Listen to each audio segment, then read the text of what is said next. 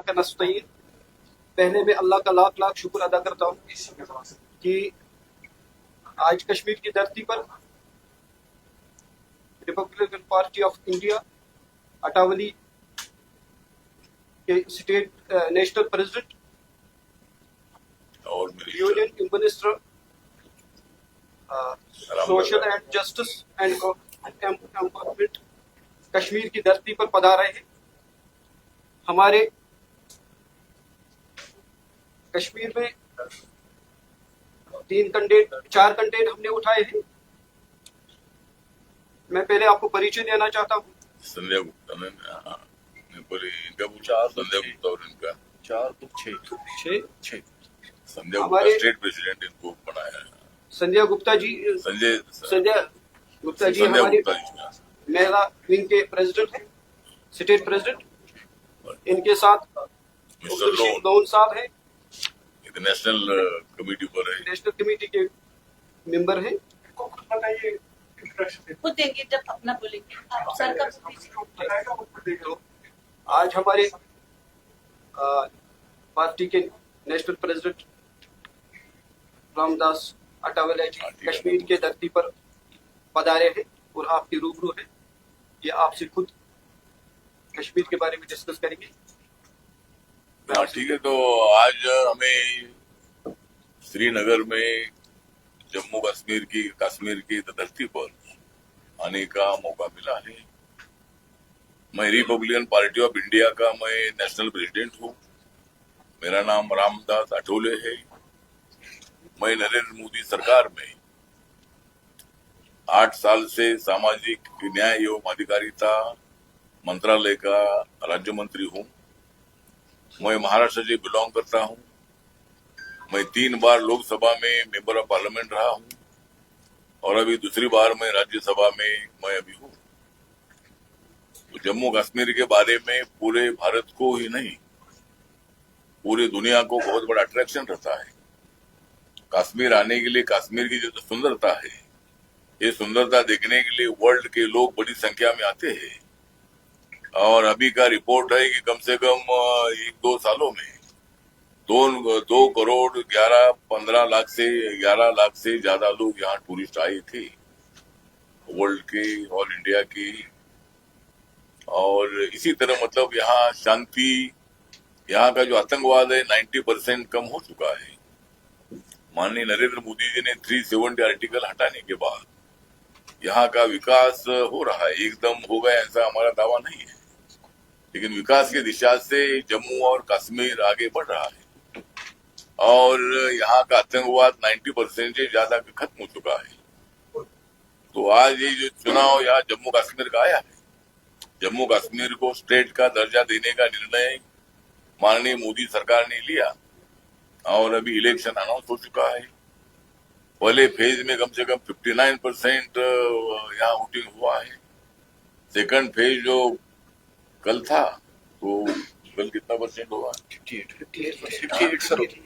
कल जो है ये 58% हुआ है और अभी 1 तारीख को लास्ट फेज बाकी है। और यहाँ जो टोटल 40 सीटें हैं, तो यहाँ मतलब चुनाव भारतीय जनता पार्टी तो लड़ी रही है, लेकिन हमारा भारतीय जनता पार्टी के साथ अलायंस हुआ नहीं। मेरी पार्टी इलेक्शन कमीशन में रजिस्टर्ड पार्टी है, तो कुछ सीटों पर चुनाव लड़ना जरूरी था। तो इसलिए खाली 4 जगह पर हमने अपनी सीटें खड़ी करने का निर्णय लिया और बाकी के जगह पर हमारा बीजेपी के कैंडिडेट को सपोर्ट रहेगा। और अगर हमारे कोई कैंडिडेट चुनकर आते हैं, तो जो सरकार बनने वाली है उस सरकार के लिए हम बीजेपी का समर्थन न करेगी। और नेशनल कॉन्फ्रेंस, पीडीपी, कांग्रेस पार्टी, इन लोगों ने हमेशा मतलब जम्मू कश्मीर के विकास को रोकने का काम किया है, यहाँ के लोगों को धोखा देने का काम किया है, अलगतावाद को बढ़ावा देने का इन लोगों ने काम किया है। लेकिन हम जम्मू कश्मीर को हमारा पूरा पार्ट मानते हैं। जम्मू कश्मीर के जनता पर हमारा पूरा विश्वास है। कश्मीर के लिए हमें बहुत ही कश्मीर जम्मू के लिए काम करना है।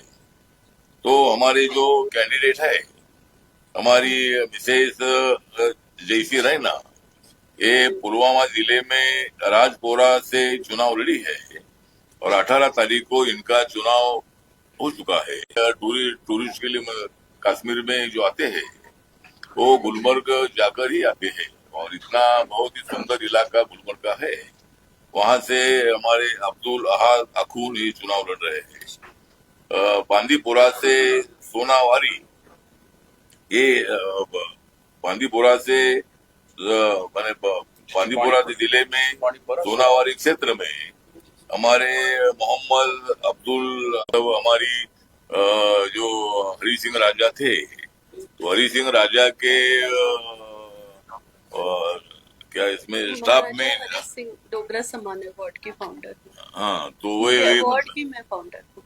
हाँ, तो ये मतलब एनजीओ भी चलाती है और 2 साल पहले हमारे पार्टी में वो आई भी थी। तो ये हमारे लोन जी है, ये कई सालों से 10-15 साल से मेरे पार्टी में काम करते हैं। इन्होंने भी पार्टी के नाम पर यहाँ काम किया था और इनको हमने नेशनल कमेटी पर सेक्रेटरी पद पर हमने लिया है।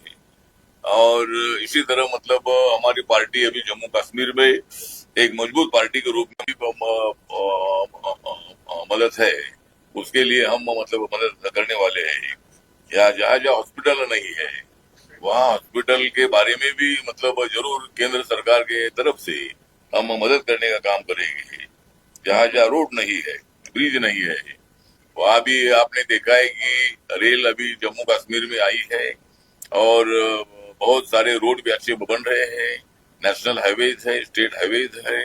तो जहाँ जहाँ ये कमियां है वो पूरा करने के लिए भी as a social justice and empowerment minister के नाते मेरे मंत्रालय की तो योजना यहाँ लाने का मैं प्रयत्न करूंगा ही। फिर बाकी का भी जो यहाँ की सिक्योरिटी है, रोड ब्रिजेस का विषय है और इलेक्ट्रिसिटी बिल का विषय है, वैसे जो भी विषय, जॉब का विषय है, ड्रग का भी कुछ स्कूलों में या इधर उधर मतलब थोड़ा ज्यादा लोग बच्चे भी बिगड़ रहे हैं, तो इसमें ध्यान देने का काम करेगी। और यहाँ के बेरोजगारों को अगर मैक्सिमम रोजगार मिलेगा तो आतंकवादी एक्टिविटीज में जाने वाले नौजवान लोग जो है उनको हम सहारा दे सकते हैं, उनकी जिंदगी हम बचा सकते हैं। आतंकवादी एक्टिविटीज में जाकर वो खुद का भी नुकसान करते हैं और अपने जम्मू कश्मीर का फैमिली का नुकसान भी होता है। तो इसीलिए मुझे लगता है कि रिपब्लिकन पार्टी ऑफ इंडिया जो है ये डॉक्टर बाबा साहब अम्बेडकर जी की विचारधारा की पार्टी है।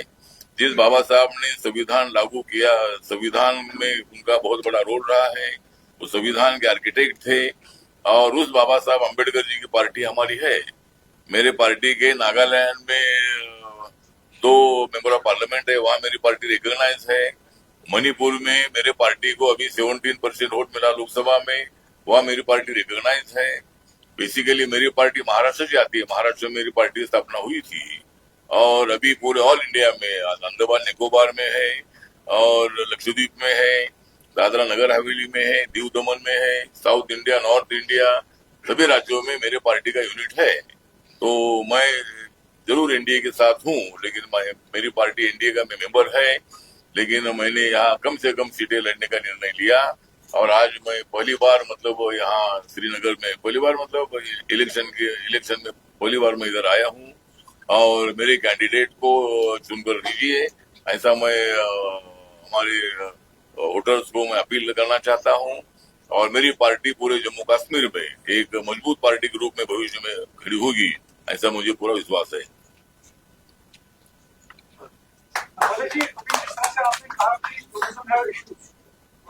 टूरिज्म को इश्यूज यहाँ पर है।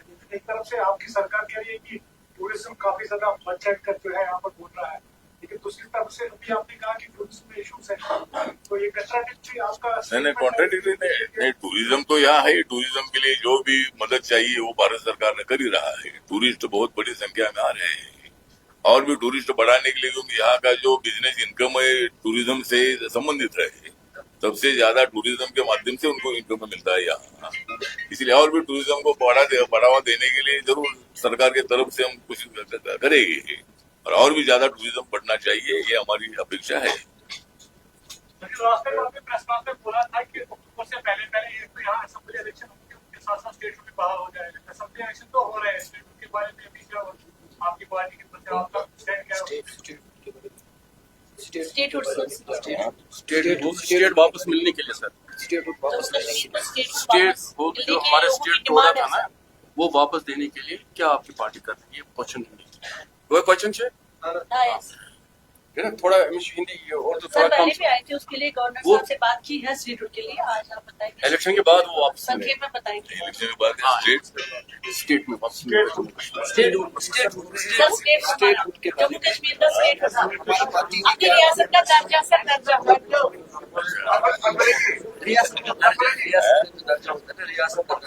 हाँ तो नहीं, रियासत का दर्जा जो अभी जम्मू कश्मीर को जो दर्जा 20 में जब सरकार ने 370 आर्टिकल लगाया था जम्मू कश्मीर के लिए एलसी, और यहाँ मतलब इसका दर्जा अपना क्या बोलते हैं उसको, मतलब ये दर्जा दे दिया था, और इसीलिए लेकिन अभी जो स्टेट का दर्जा दे दिया है, तो स्टेट का दर्जा कायम रहेगा। अभी इसमें कोई बदल करने का विषय नहीं है। अभी विधानसभा का इलेक्शन हो रहा है, असेंबली कॉन्स्टिट्यूट हो जाएगी, तो बाद में पीछे जाने का विषय आता नहीं, हम तो आगे से जाएगी।